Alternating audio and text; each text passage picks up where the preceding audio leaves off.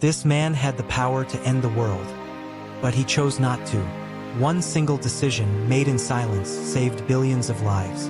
Yet, almost no one knows his name, until today. This is the untold story of the man who refused to destroy the planet. His name was Stanislav Petrov, a quiet Soviet officer known for his calm and intelligence. He wasn't a hero by title, but destiny had other plans. On the night of September 26, 1983, he took his position inside a secret command center near Moscow, surrounded by screens and red buttons that could end the world in minutes. The Cold War was at its peak. Both superpowers, the United States and the Soviet Union, had enough nuclear weapons to destroy the planet several times. Everyone feared a mistake could start the end of humanity. Just after midnight, the alarms exploded. Red lights flashed. The computer screamed one terrifying message. Police car light, nuclear missile launched from the United States. Impact in minutes. Petrov's heart pounded. His orders were clear. Confirm the attack, report it immediately, and the Soviet Union would launch a full retaliation. Within minutes, millions would die. But deep inside, Petrov doubted it. Only one missile? He whispered. That makes no sense. Before he could think further, 4 more missiles appeared on the radar. 5 total. The room filled with chaos. Phones ringing, officers shouting, commanders demanding confirmation. Everyone looked at Petrov. He was the only one who could decide. He froze for a moment, breathing heavily, then remembered something strange. A technical manual he once read. It described how sunlight reflecting off high-altitude clouds could trick satellites into detecting fake missile launches. Could that be what was happening? He stared at the screen again, sweat dripping down his face. If he was wrong, his country would be destroyed. If he was right, the world would be saved. Then, calmly, he picked up the phone and said, "This is a false alarm. Do not launch." The room fell silent. Every second felt like a lifetime. Minutes passed, then 10, then 20. No missiles appeared on the radar. No explosions. Petrov was right. The alarm had been a false signal caused by sunlight reflecting off clouds. But the weight of what had just happened slowly hit him. He realized that his single decision had just prevented World War III. The other officers were silent, staring at him in disbelief. One wrong call and the world would have ended in fire. Yet, in that moment, Petrov chose reason over fear. He didn't follow orders blindly. He trusted his judgment. When his shift ended, he stepped outside the bunker. The sky above was calm, the stars distant and cold. He looked up and whispered to himself, "They will never know how close we came."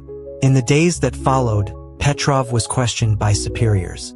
Instead of being rewarded, he was criticized for not following the official procedure. The Soviet Union couldn't admit that their early warning system had failed. So, the event was classified, buried deep in secret reports. Petrov continued his service for a few more years, but the stress of that night never left him. He often woke up drenched in sweat, hearing the echo of alarms in his dreams. His health declined, and eventually he retired quietly, forgotten by everyone except a few colleagues who knew the truth. He lived in a small apartment outside Moscow, spending his days reading books and fixing old electronics.